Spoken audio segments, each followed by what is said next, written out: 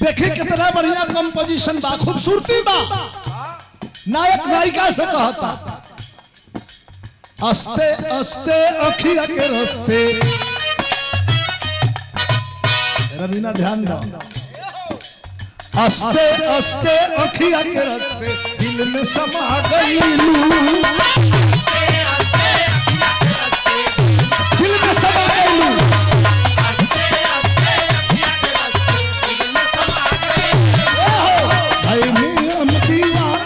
कवन जादू चला गई,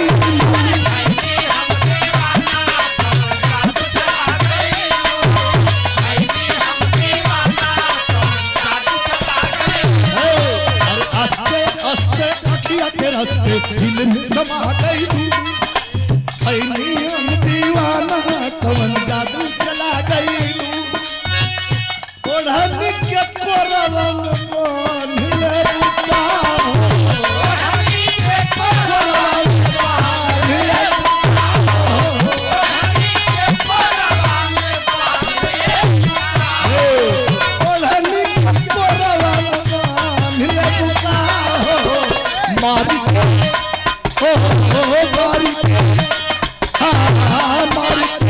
अरे नजरिया का पाम जान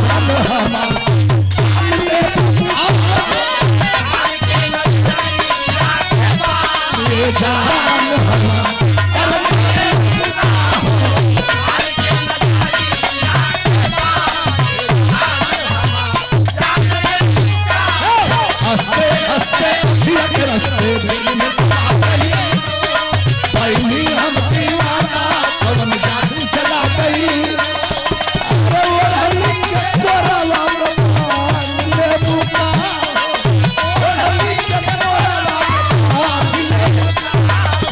अरे मारी के ओ मारी के मारी के अरे नजरिया का बाम जान हम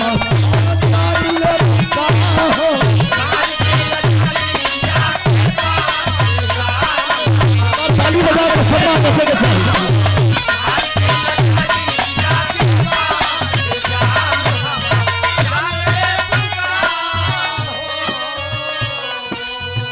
देखिए ये बच्ची आपके बिहार की बच्ची बहुत खूबसूरती से बड़ा कम दिन में इसने बिरहा को जिया है। और ये सम्मान करने का मतलब क्या है बेटा?